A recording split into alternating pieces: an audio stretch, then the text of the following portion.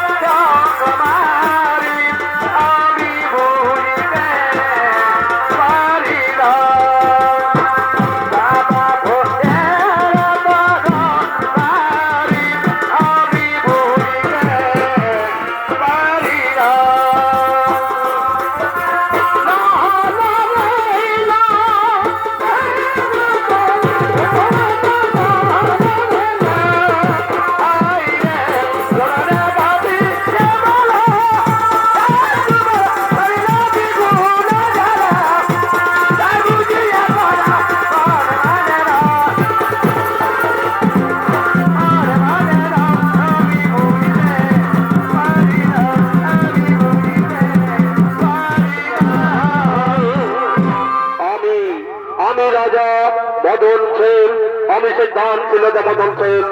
সকল যুদ্ধ চক্রবর্তী পেয়েছি, এখন আমি দান করে চক্রবর্তী হব বিশ্বমাধারী। তাই আমি 40 দিন সংকল্প করেছি দেবী অষ্টলক্ষ্মীর আরাধনা করে, যাতে আমার কোনোদিন রাজপ্রাসাদে অর্থের অভাব হবে না। তাই তিনি সেই মহামাতা লক্ষ্মীর আরাধনা করছেন। ওম মহালক্ষ্মী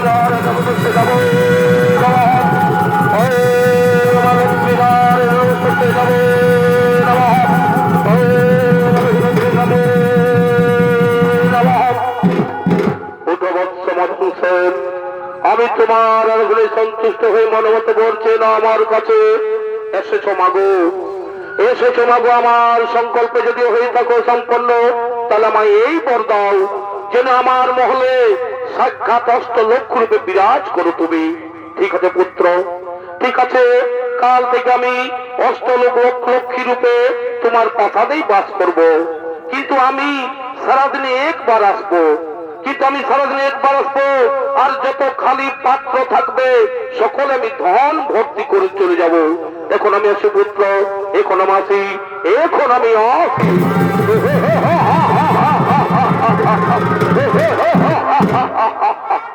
আমার সম্পর্ক সেই সংকল্পে প্রসন্ন নিজে মা লক্ষ্মী বলে গেল, কাল থেকে আমার প্রাসাদে অষ্টলক্ষ্মী রূপে বিরাজ করবে। আর আমি কোনদিন ধনের আমারও অভাব থাকবে না, আর আমার কোনদিন ধনের অভাব থাকবে না। এবার থেকে আমি মন ভরে দান করব, এবার থেকে মন ভরে দান করব, কারণ এই অষ্টলক্ষ্মী আমার প্রাসাদে বন্দী রয়েছে। এবার লোকের মুখে শুধু রাজা মদন সেনের সুনাম হবে, এবার লোকের মুখে রাজা মদন সেন হুনার হবে। এবার যাই মন্ত্রীকে দিয়ে জানিয়ে দিই যে রাজ্যে সারা যারা যারা দান দিতে ইচ্ছুক, আমি সকলকে জানিয়ে দিই যারা যারা দান দিতে ইচ্ছুক তারা যেন আমার এই রাজসভায় ছুটে এসে, আমি যাই মন্ত্রীকে সেনাপতি জানিয়ে দিই তারা যেন দান গ্রহণ করতে আসে। তাই এদিকে সেই মা লক্ষ্মী মদন সেনের রাজপ্রাসাদে বন্দী হয়েছে। তাই সেই প্রতিশ্রুত শুনে এদিকে লক্ষ্মী নারায়ণ এবং শনিদেব আসছেন সেই বঞ্চনা করার জন্য।